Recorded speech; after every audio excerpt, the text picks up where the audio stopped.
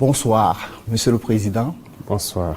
Merci de nous recevoir ici au Palais présidentiel de Koulouba à Ouagadougou pour cet entretien qui témoigne une fois de plus de l'intérêt que vous accordez à la presse, à la communication et bien entendu aux préoccupations des Burkinabés, des peuples de l'AES et du monde. Bonsoir, chers confrères. Alors, on démarre avec le volet défense et sécurité.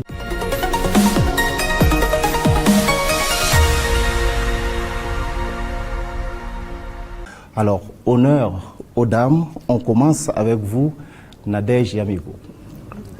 Bonsoir, Excellence. Bonsoir.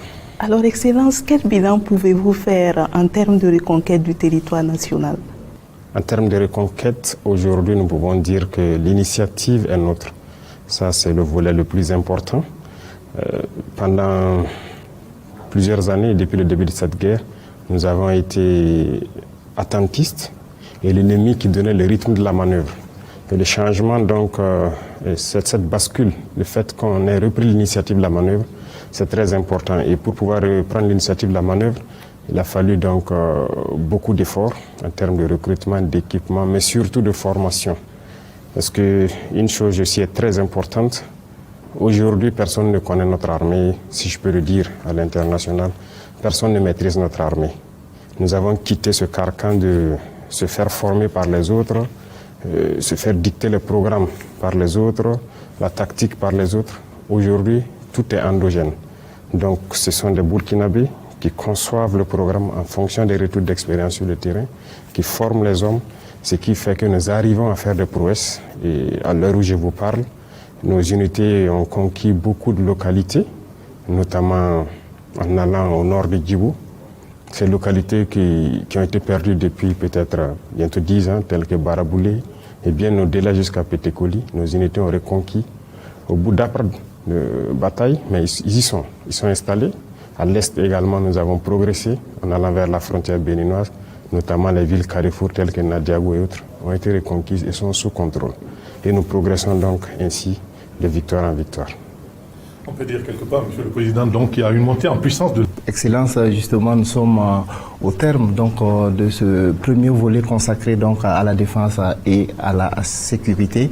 Si vous le permettez, donc, on va maintenant aborder le volet politique et société de cet entretien.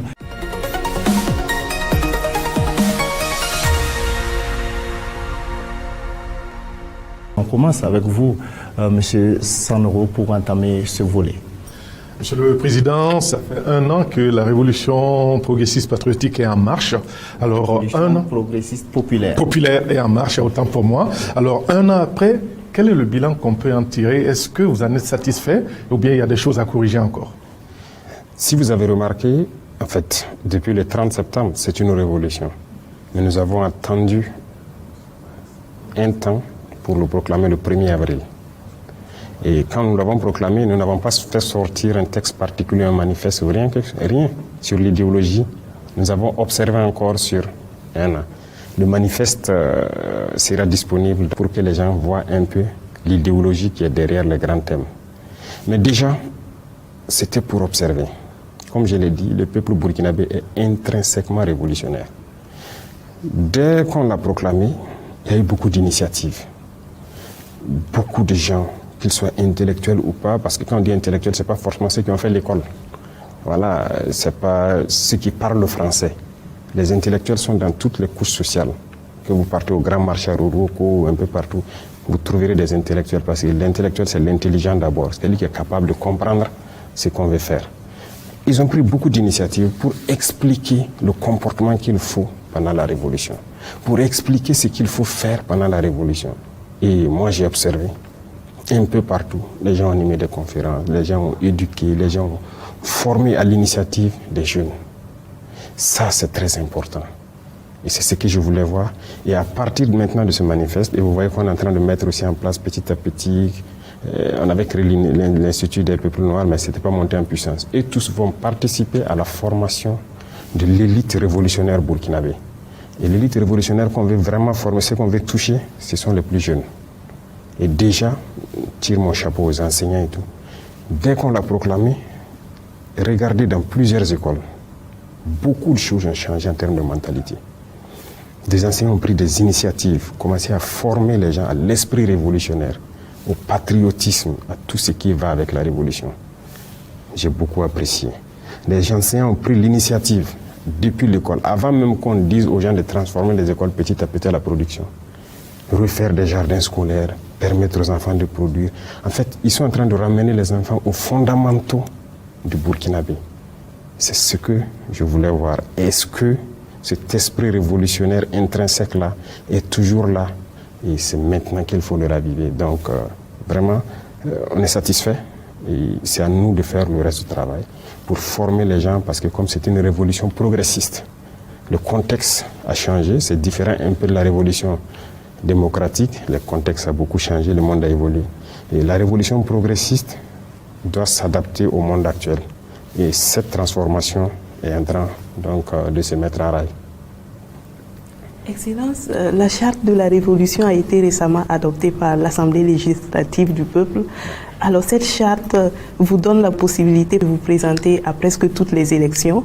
Certains voient en cela une sorte de boulevard pour un pouvoir à vie. Qu'est-ce que vous répondez à cela? D'abord, je ne sais même pas pourquoi les gens ont ramené la question d'élection. Non, même l'ancienne charte, ça c'était déjà dévolu dedans. C'est pas au dernier vote là qu'on a mis les questions d'élection dedans. Non, ça c'est ancien. Les gens ont ramené ça avec un certain état d'esprit. Non, nous on ne parle même pas d'élection d'abord. On a des défis, il faut relever ces défis. Ça, on reste sur notre mot d'ordre. On ne va pas plier un peu. Il faut que les gens oublient la question de démocratie. Et ça, c'est un travail. Il faut le dire la vérité. La démocratie, ce n'est pas pour nous.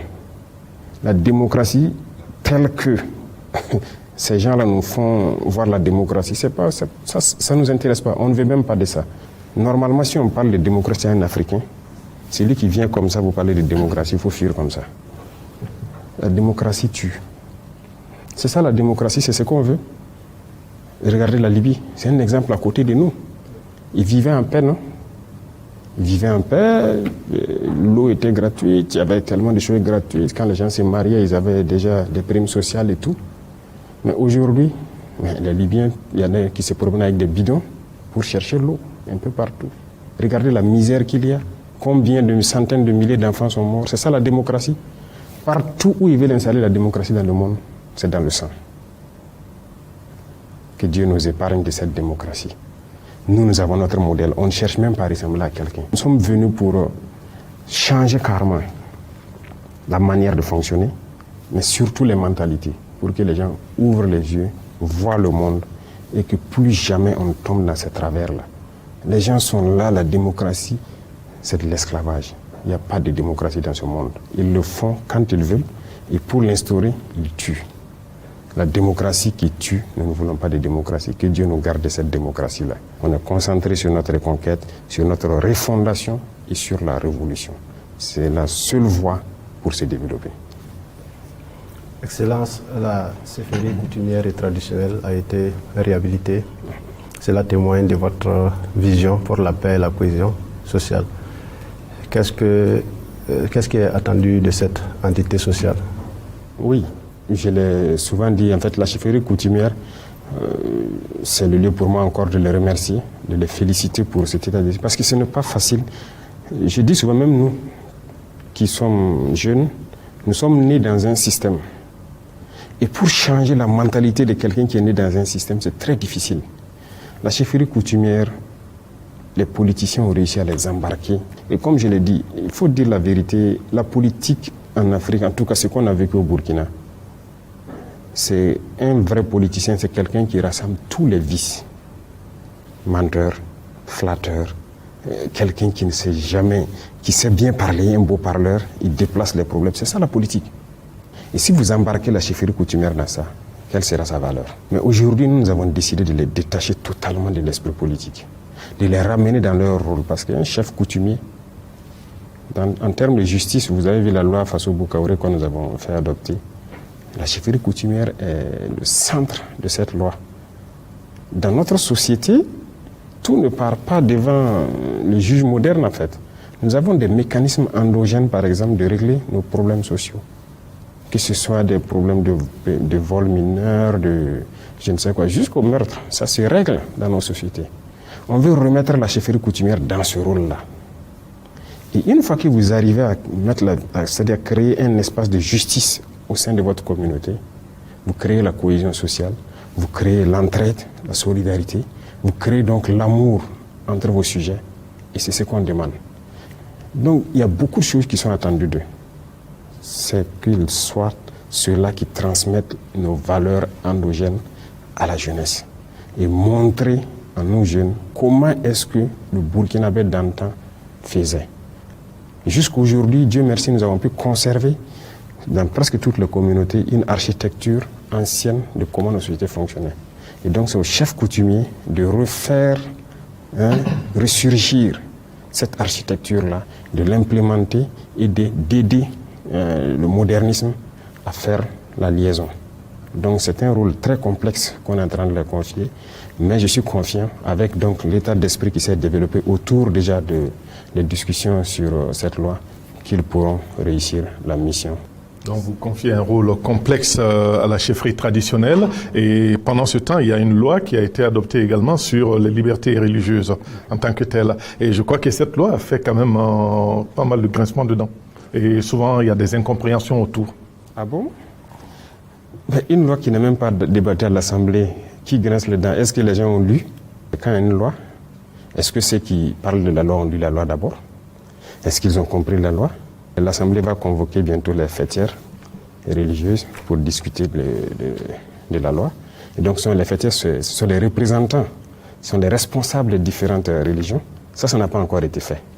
Sinon, ce n'est pas encore débattu, donc beaucoup de gens ne connaissent même pas le contenu de la loi. Donc, comme je l'ai dit, il y a toujours des gens faciles à manipuler, d'esprit faible, qui ne cherchent pas trop loin, qui sont beaucoup ignorants. Il faut savoir que les propositions n'émanent pas même du gouvernement forcément, parce qu'il y a eu des concertations avant, avec beaucoup de communautés. C'est une loi ça fait plus d'1 an de concertation avec les communautés. Et donc, il y a un certain nombre de réformes à l'intérieur, mais surtout d'organisation. Et je pense que c'est une loi qui protège plus les religieux. En ce sens que, vous voyez, imaginez n'importe qui se lève aujourd'hui, il s'autoproclame un leader, il prêche comme il veut, ce qu'il veut, il peut développer tout seul une idéologie, et il n'est sous contrôle de personne. Cette loi permet d'organiser. Quand vous prenez au niveau donc des catholiques, il y a une fêtière. Au niveau des coutumiers, il y a des fêtières. Au niveau des musulmans, il y a des fêtières. Et c'est cette fêtière qui doit normalement organiser la vie dans la communauté. Quelqu'un, par exemple, ne peut pas se lever, se donner des titres et se mettre à prêcher ce qu'il veut. Si, par exemple, vous devrez être un imam ou bien être un leader religieux qui doit prêcher ou quelque chose, dans la loi, il est prévu que votre fêtière qui doit vous délivrer un papier qui authentifie que vous avez la capacité de pouvoir exercer ce que vous voulez exercer. Mais ça donne du poids aux leaders religieux, au lieu que ce soit le désordre qui est installé là. Quelqu'un se lève, il construit sa mosquée, il fait ce qu'il veut. Il construit son temple ou son église là-bas, il fait ce qu'il veut. Donc c'est ce qu'on a essayé de réguler quelque part. En gros, c'est donner du poids aux fêtières, leur permettre d'organiser chacun dans sa lignée comment la religion doit se passer.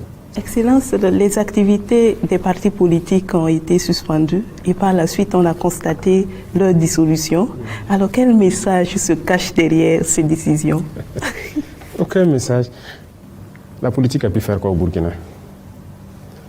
Pas grand-chose. Ça nous a divisés, ça c'est une réalité.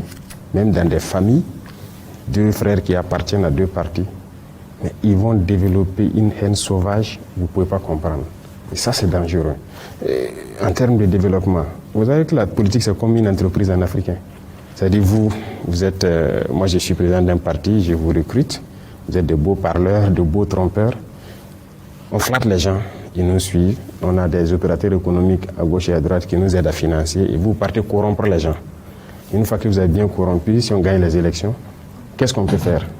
Voler pour un retour sur investissement. Et ces opérateurs qui vous ont financé, vous n'avez pas le choix. Vous êtes obligé de les donner tous les marchés de l'État Vous ne pouvez pas les faire payer la douane comme il faut. Vous ne pouvez pas faire payer les taxes comme il faut parce qu'ils ont besoin d'un retour sur investissement. C'est la fin de cette édition sur Africa News 24/7. Excellente soirée à tous et à bientôt.